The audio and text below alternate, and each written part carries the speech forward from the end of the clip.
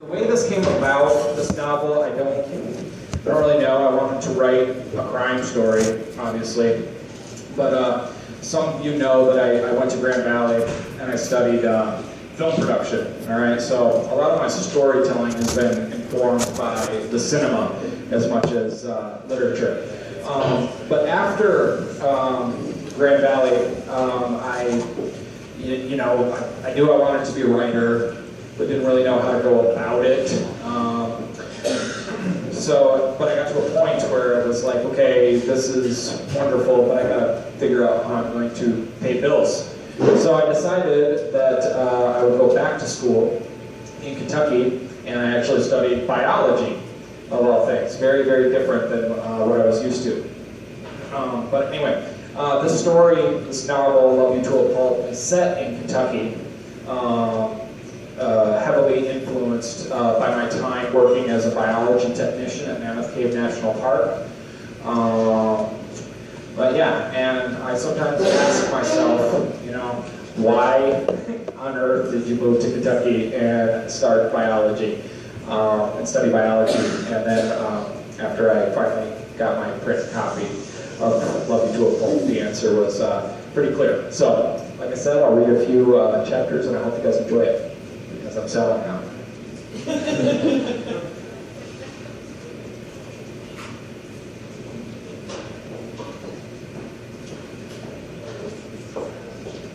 Okay, and I'll set this up too. So, Love You To A Pulp is about a private detective who is hired to do a job, which you will learn about very soon. But the chapters alternate, okay, between the main narrative, which is my protagonist, Neil Chambers, on the case, and his backstory, which is its own separate narrative, just kind of trying to get across, what made this totally unlikable, immoral person what he was. Just to prep you, but that's what we'll get into. All right. Neil Chambers couldn't help it. It was one of those dirty little habits that followed him his entire life, like a stray dog, too good-natured to kick the hell out of. And that's what Neil was thinking about, dogs, one in particular. In front of the apartment complex, someone laid on the horn as they passed, and the sound pulled Neil free from his toxic dreams as he took the glue-soaked rag from his face, the burning fumes arousing defensive tears. It was 2 in the morning and Neil had no intention of calling it a night. Real sleep had eluded him for as long as he could remember. The glue usually tucked him in for a time, but he kept no regular hours, and that irregular rhythm of rest allowed him to spread his work thin over the 22 hours he was more or less awake. Spread it thin like the shoddy concrete job in the parking lot outside. Work was all that kept him going, but work had dried up. That was a symptom of being a snoop in a town the size of Brownsville. Alienation, enemies. Neil figured he made 2 enemies for every client he served. People don't like being checked up on. They don't forget. Public relations aside, it didn't matter much. People in Brownsville weren't exactly swimming in cash, and most of them found that Neil's services could be done themselves for the price of a 6-pack, a baseball bat, and a shadow to hide in. Neil capped the tube of glue and put it back in the junk drawer among the takeaway menus and business cards, mysterious keys, and his shining piece. He shut the drawer and walked on rubbery legs to the bathroom, ran the cold water, and splashed his face. Neil stared at his wood-carved mug in the mirror. He was pushing 40, stocky and solid with a mop of wiry brown hair. He had the look of a tense metal spring waiting to jump. He stretched his mouth over the teeth that felt the pull and cracked the dry skin that didn't snap back with quite the elastic tenacity it once did. He felt old. Aging didn't bother him, but he felt shiftless, a shell, beaten. So he ruminated on his worries of glue most nights, alone, and let his mind drift over to works done and those big ones left undone, left to rot, smelling of garbage and fire, flesh, even a little sex. Neil grabbed his .45 from the drawer, took it over to the gouged nick coffee table, and began to dismantle the nickel-plated nightmare. He cleaned each piece of his weapon, blew away the dust with quick bursts from his lungs, then polished each piece, the tips of his fingers shining bright with oil. He assembled it absently, fingers moving from memory, leaving Neil to appreciate how smooth each piece fell back into place. Neil did not like friction. That was his motivation for going snoop in the first place, to make things smooth. Take some photos, bust a head or two. It may create a hot rub someplace else, but that was not Neil's problem. The work gave him the opportunity to smooth out other situations as well. The butt of the 45 saw a lot of action in Neil's hands. And that was the reason for the cleaning schedule, just short of ritual, to smooth over the roughed up, crooked metal inside. A delicate thing twisted to an unpredictable beast, efficient only when treated with more care than it deserved. There was a tap on the door. Neil slid his piece back into the drawer. Through the peek, Neil saw a man shifting his weight from one foot to the other on the dark second floor landing. Even in silhouette, Neil knew that it was Jenkins, the pharmacist. Whatever the reason for his visit, it brought him to Neil at 2 in the morning. That was fine by Neil. He had nowhere else to be. Neil unlocked the door and continued eyeing Jenkins through the glass lens for a beat, making out the battered face as Jenkins turned, catching some of the light tossed over from the Porky Pig Diner across the street.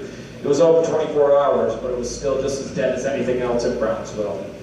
Neil turned his attention back to Jenkins. The man was bleeding from about every natural hole in his head and a couple of man-made jobs too. Neil opened the door. "What the hell happened to you?" Jenkins moved past Neil without invite and began to absently wipe the blood and tears and snot with the sleeve of his jacket, smearing the red wet all over his face. "Neil, I don't know what the hell I'm supposed to do. It's Helen. Isn't it always Helen?" Neil nodded, vaguely understood where the conversation was going. Helen was Jenkins' daughter, a hellraiser from the age of 5. Her mama had died years back, and it had been Helen and Jenkins for just as long as it had been the three of them. "What'd she do? She do that to your face?" "Yes, well, no, not directly. It was that boyfriend." Helen comes in with that second asshole of hers, and they start helping themselves to the Oxycontin. I couldn't believe it. Didn't even say a word. And that son of a bitch lit into me. I thought he was going to kill me. "Was that homeboy?" "Yeah, him." Jenkins grabbed a cleanish rag from the sink and wiped his face. "You need to go to the hospital?" Neil asked. "No, I'll be fine. I think..." And then the man began to tear up. "I just want Helen home. She's a lot of things, created all kinds of bad for me, but nothing like this. Help me, Neil. Help me get her home." "Why not talk to the police? Don't know what I can do for you?" "I don't want her in any trouble, Neil. I want her home, with me, where she belongs." "She's grown now, isn't she? Might be hard to convince her she needs to be home with her daddy, unless you're just hoping I'll work over that boy of hers." "I've thought of that, but it ain't all of it. Hell, I don't care. You shoot that son of a bitch. But if you can just bring her in so I can talk to her. If she doesn't come on her own, I mean." "What about him? You gonna give me grief?" "Like I said, shoot that son of a bitch who tries to stop you. I don't give a rat turd what happens to that trash." Jenkins sat hard on a single wooden chair placed at a small mismatched table in the kitchenette. He scraped at the gouge of the wood, picked at it lovingly like it was all that was wrong in the world.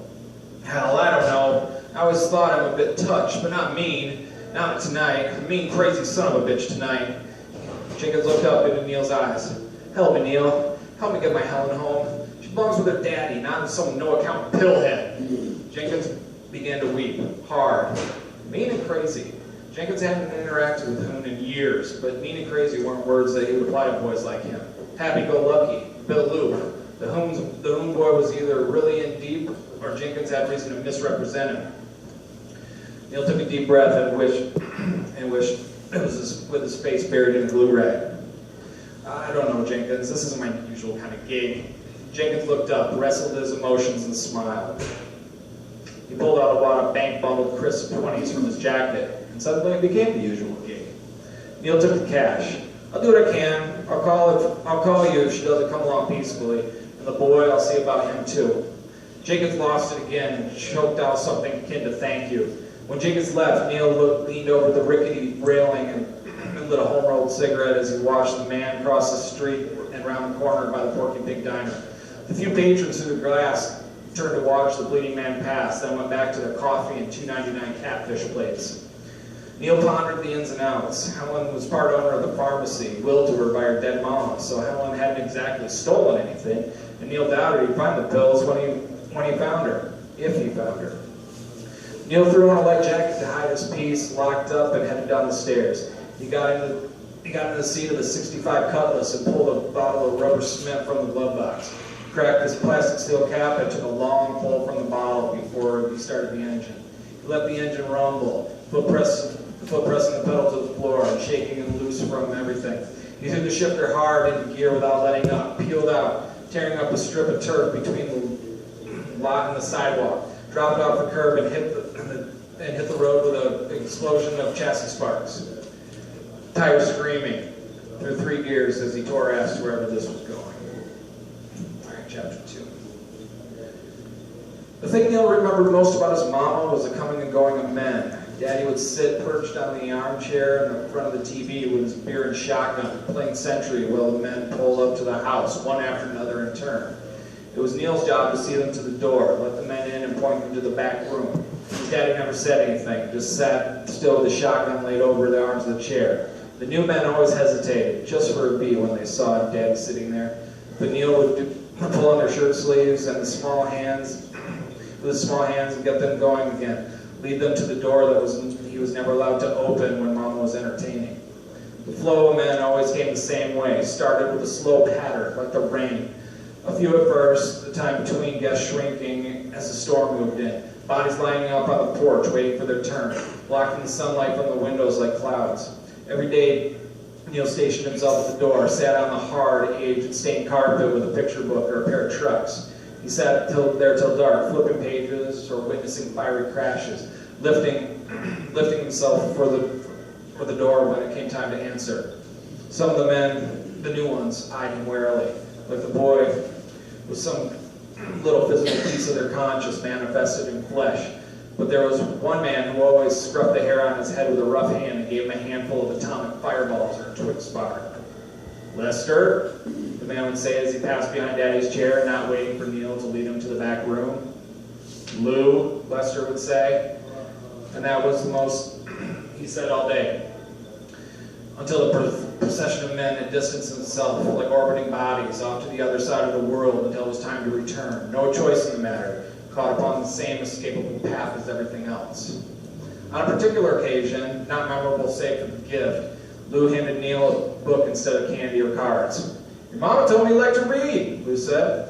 Neil looked at the book in his hands and read the dark cover and looked at the picture of the 2 boys entering a wide-mouthed cave. "I liked that one when I was about your age, about a trip to find a body.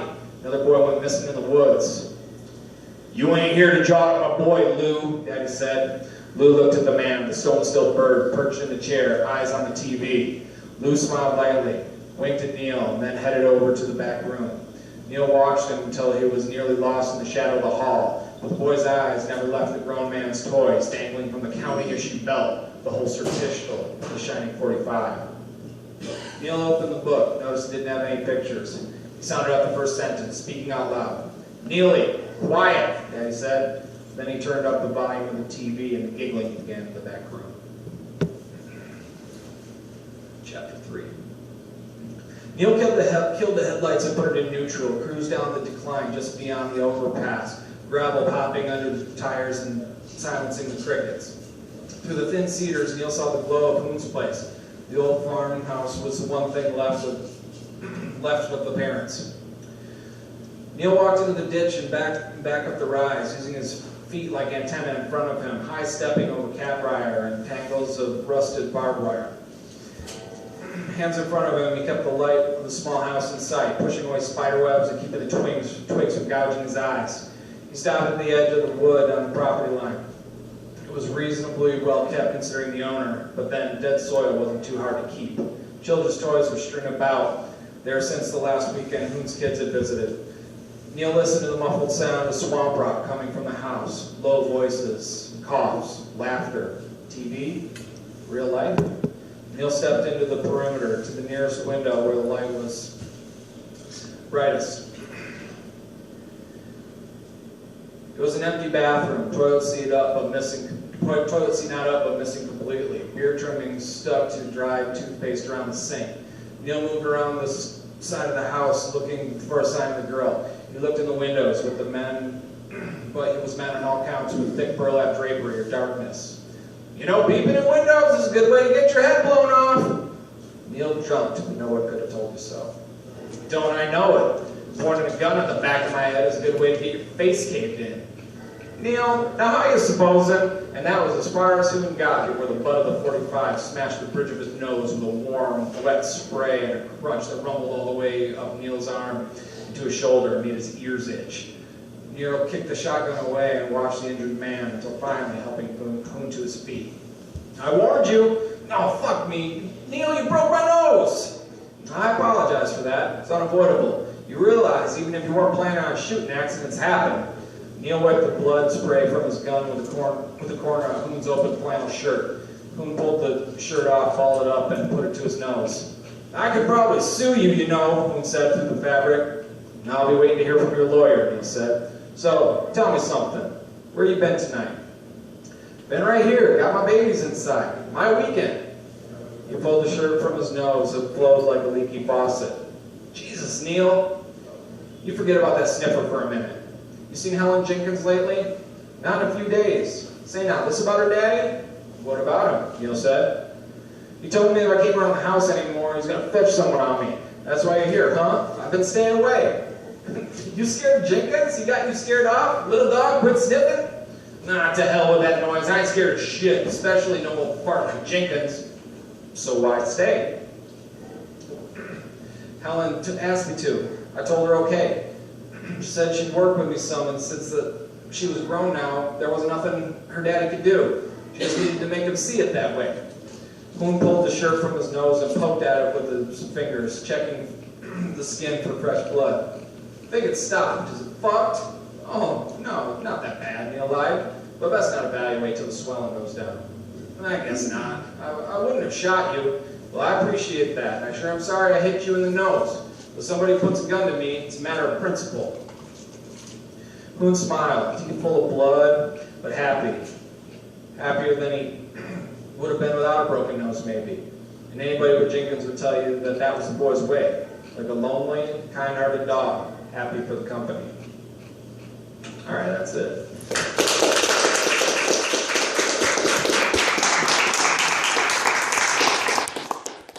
Okay, so if you want to know more, you can buy it. But I want to ask you guys a favor, okay? Who has already purchased the book? Okay. This is the thing. If you've got it on Kindle, okay, I'm selling the paperback tonight. If you've got it on Kindle, I will take $3 off the selling price this evening. If you'd like a paperback copy, that means that you will get it for $5 instead of $8. So if you have a phone with a Kindle app or some kind of device here tonight and wanted to, download it, like now, yeah, I'll give you $3 off if you download it and want to purchase a paperback copy. All right. So just again, thank you for coming out. The official part of this thing is wrapping up, I guess. I will sign books for anybody who wants to purchase. But otherwise, you guys are welcome to hang out. It is a bar, after all. Thanks to Louis for having us tonight. And again, thank you very, very, very much for coming out.